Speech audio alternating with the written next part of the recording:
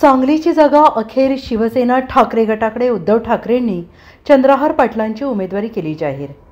सांगली लोकसभेची जागा कोणाला जाणार यावरून महाविकास आघाडीमध्ये हेच सुरू असताना शिवसेना ठाकरे गट पक्षप्रमुख उद्धव ठाकरेंनी थेट सांगली देऊन आपला उमेदवार जाहीर केला आणि चंद्रहार पाटील यांच्या उमेदवारांची घोषणा करत सांगलीकरांना चंद्रहार पाटलांच्या विजयाचं आवाहन केले।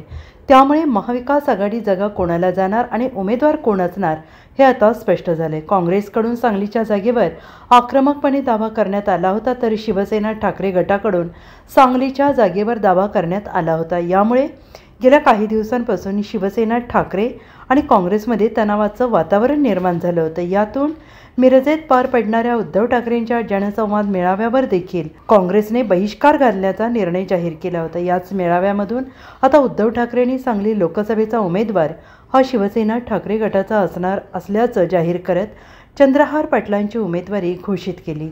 त्याचबरोबर सांगलीकरांना चंद्रहार पाटलांना विजयी करण्याचं आवाहन देखील या मेळाव्यातून ठाकरे यांनी केलं आहे। त्यामुळेच महाविकास आघाडीतील सांगलीच्या जागेवरून निर्माण झालेला तिढा सुटल्याचं स्पष्ट झालंय।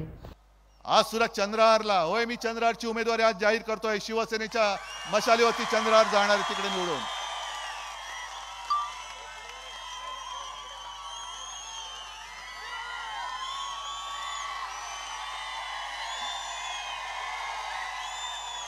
हा मर्द तुम्हाला दिलेला आहे, हा मर्द तुमच्यासाठी लढायला उतरलेला आहे, पण याला जिंकून देण्याचा मर्दपणा तुम्हाला दाखवावा लागेल।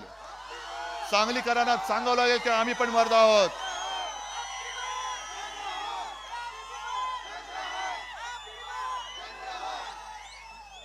या चंद्रहारची गदा तुम्ही आहात, कारण चंद्रहार जेव्हा पहिल्यांदा माझ्याकडे भेटायला